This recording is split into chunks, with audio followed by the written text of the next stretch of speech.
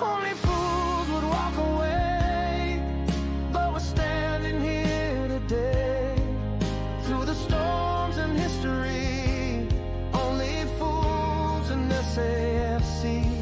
Sunderland till the day I die, underneath the Wearside sky. Through it all we still believe, only fools and SAFC.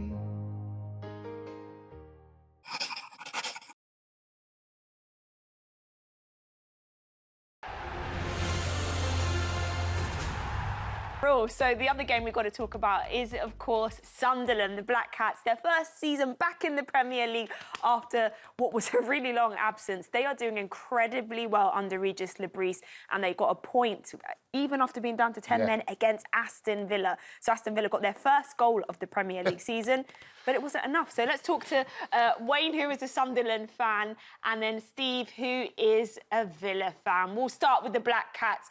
Wayne, you are going against the grain. When clubs come up to the top flight, they normally have a torrid time, but you've managed to do the reverse. What is the key to what we're seeing from your team?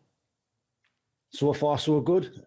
Long way to go yet, but I think with the money that we've spent, it has gone a long way to help that with that process. So long way to continue. It's just great to be a Sunderland fan at the minute. Yeah, I mean, they're doing really well, Wayne. And look, you compare it to last season. We've got a graphic here looking at the promoted clubs this season. After match week 5, last season, Leicester, Ipswich, Southampton had 7 points between them.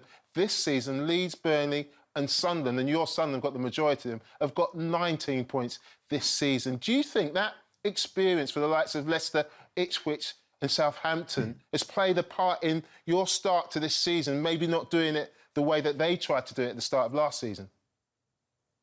I think, Leroy, you've got to spend a lot of money, haven't you, to even have a chance of staying up. Forest did it a few years ago and they just survived. And I think we've gone about it the right way. We've got our business done early. And now we're bearing the fruit of that. We're seeing some great results. The team looks settled. Looks as if we've played together for years, really. And so I think just getting that business done early has massively helped us in where we are now. And it must be nice looking at the table, Wayne. You're sitting pretty in 7th, and your rivals, Newcastle, at the bottom half of the page, they're in 13th. I guess it makes it all the much sweeter right now. Yeah, but still early doors. It's a long way to go yet. We're looking forward to December the 13th and see what happens then. But, at this moment in time, the table's a very nice thing to look at the moment. Yeah, well, Newcastle... Wayne won't want to be looking at the table, of course, because, Wayne, it feels like this is a completely different... Steve, rather, sorry. I beg your pardon, Steve. You won't want to be looking at the table because it feels like a completely different Aston Villa team. Yeah, it's been pretty awful so far on most fronts. I mean, as you said, at least we scored a goal, but that... pretty much the only positive you could take from yesterday. Credit to Wayne and Sunderland, because in patches of the game, I'm on a chat back and forth. It's like, it doesn't look like they've only got 10 men. Yeah. And their equaliser really summed it up well, where there's like 2 of them, I think there's like a photo still, and there's 9 of our guys sort of standing still watching the ball, and credit to their player for reacting well and finishing, but it's look, it's not been great. Steve, you can celebrate. You got a goal, which is amazing. You got a goal after 427 minutes of Premier League. Absolutely, thank you. All those minutes, and you're thanks, guys. You can celebrate. What else can you celebrate? You can celebrate. You're above Wolves. You can celebrate. You're above Wolves. You're above Wolves. And do you know what? There's not a lot else you can celebrate, Steve. This is not good enough. What's he need to do to change it around? Well, I think people were saying, like, you're looking at yesterday, despite Rodgers' form for England, I think we could all agree he had an amazing game. He's just not really doing it for Villa. We did have a chance to nick it. I don't think we'd have deserved it, but Watkins was 5 yards out, just glances the header wide. So you look at also who we've lost. You could add in DRB, Duran, losing Ramsey, Rashford and Asensio. there's some really big players there that can come in and make a difference and actually assist and get goals. And we're crying out for that at the moment. Tielemans is back in a couple of weeks, and I think he's a big loss for us and can pull the strings from the midfield. But I think the criticism yesterday was he didn't change it early enough.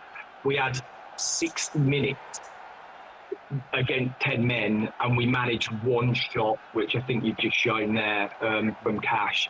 That was the chance at the end, but it would have been unfair really on Sunderland. They digged in, and they deserved the point in the end. But I think to turn it around, we've got to hope that we have a bit of a run in Europe, maybe a bit like a Spursy season, and slowly try to climb the table. But it's hard to see where the next points are going to come from.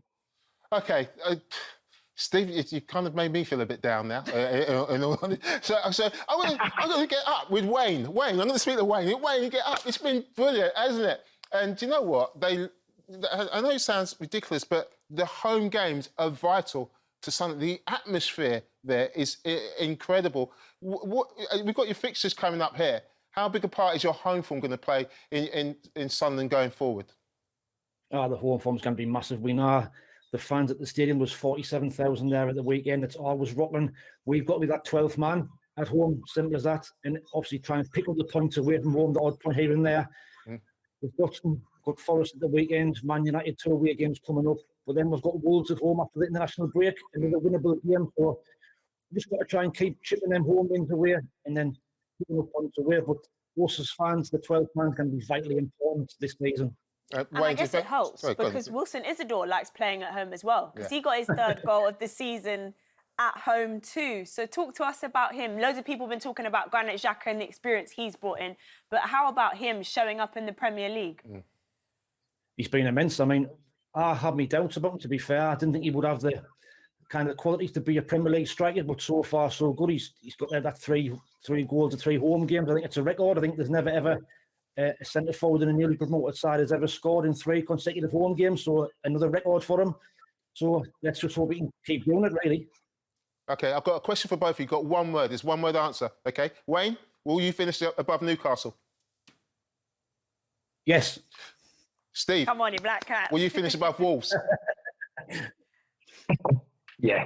There you go. There we go. I think it's a bit easy. Wolves are yet to get a win this season. Well, there you have it. Wayne, Steve, cheers, thank you so much for joining us and giving us your views on the game at the weekend. Well, there you have it from our wrap of match week 5. Sunderland's where we live and fight with pride.